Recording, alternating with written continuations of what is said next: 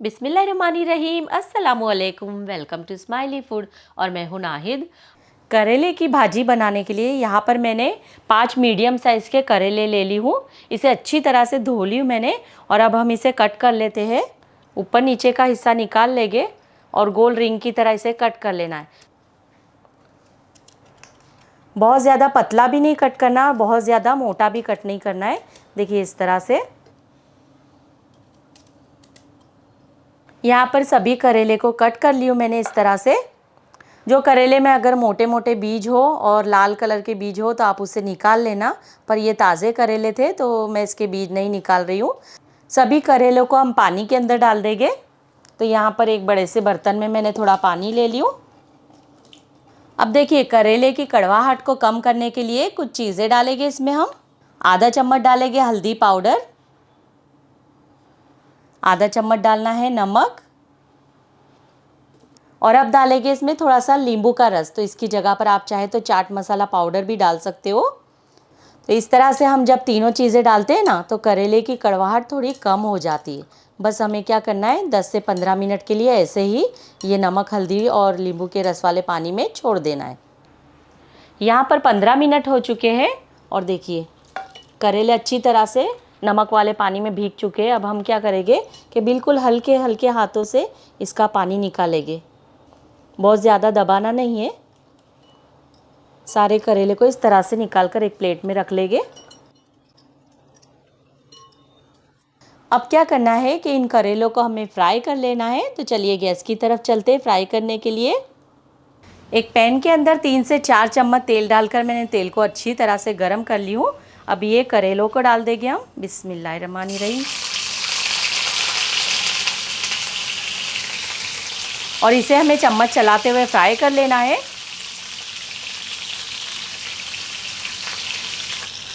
करेलों को फ्राई करने में हमें 4 से 5 मिनट लग जाएंगे, तो तेज़ आंच पर इसे फ्राई करेंगे हम।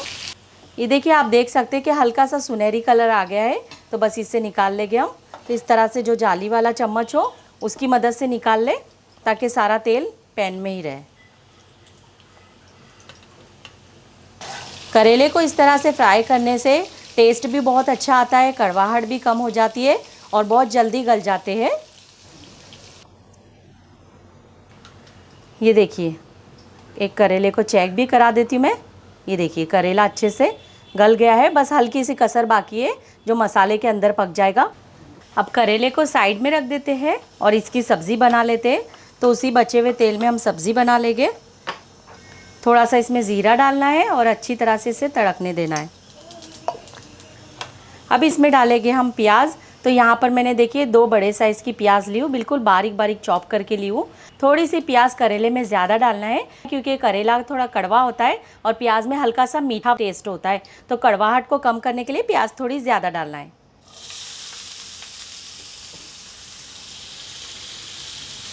प्याज को हमें अच्छा सा गोल्डन होने तक फ्राई कर लेना है।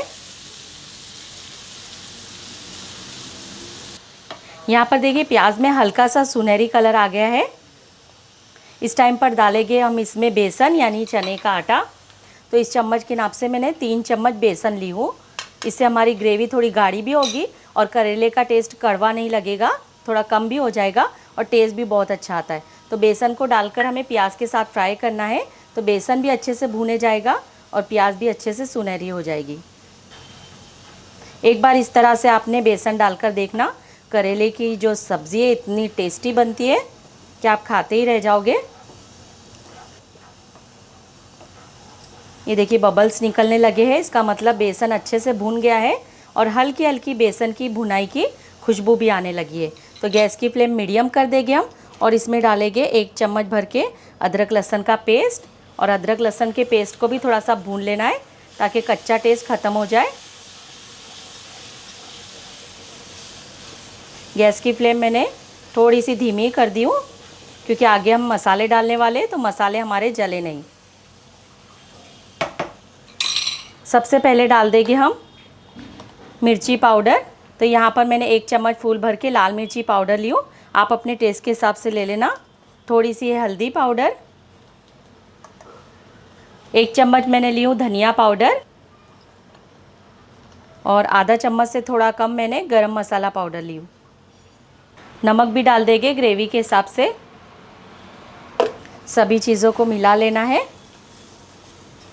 मसाले जले नहीं हमारे, ये बात का ध्यान रखना है। थोड़ा सा भून लेते तो कलर अच्छा सा आ जाता है। बेसन डालने से देखिए टेस्ट तो अच्छा आता ही आता है। हमारी जो सब्ज़ी है वो भी थोड़ी गाढ़ी होती है, तो रोटी के साथ खाने में भी मज़ा आता है। ये देखिए अब मसाला हमारा यहाँ पर जले ना, इसके लिए हम क्या करेंगे, इसमें डालेंगे टमाटर का पेस्ट। तो मैंने बड़े साइज़ का एक टमाटर ली थी और 2 हरी मिर्ची ली थी, इसे मिक्सर में पीस ली हूँ, इसका पेस्ट बना ली हूँ। ये डाल देना है और इसे भी हमें मसाले के साथ भूनना है।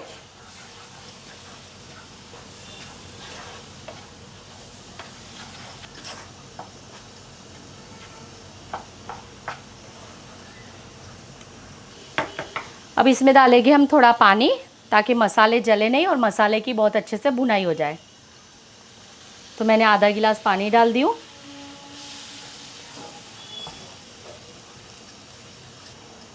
गैस की फ्लेम धीमी रखकर अच्छी तरह से हम भूनेंगे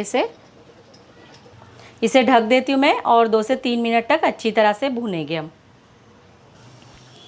यहाँ पर 2 से 3 मिनट हो गए हैं। मसाले की मैंने बहुत अच्छी तरह से भुनाई कर ली हूँ।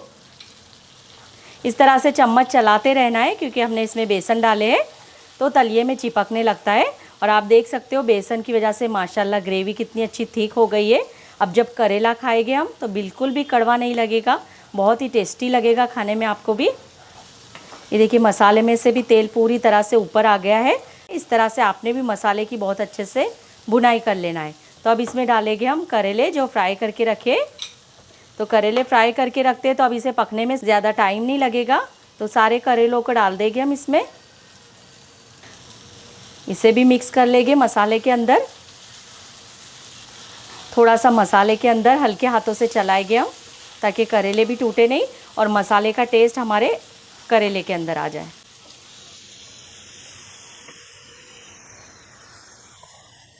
अब हल्का सा पानी डालूंगी मैं इसमें, क्योंकि हल्की सी ग्रेवी चाहिए मुझे, रोटी के साथ खाने में अच्छी लगेगी। इसके लिए आप अपने हिसाब से थोड़ा पानी डाल सकते हो।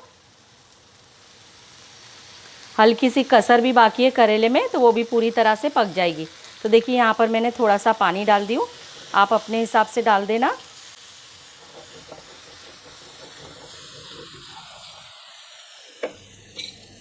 लास्ट में हम चाट मसाला पाउडर डाल देंगे आधा चम्मच, इससे बहुत अच्छा चटपटा सा फ्लेवर आ जाता है। बस अब ढककर हम 3 से 4 मिनट के लिए इसे पकने देंगे। ज़्यादा ओवर कुक नहीं करेंगे, क्योंकि करेले हमारे फ्राई किए हुए हैं तो टूटने लगेंगे।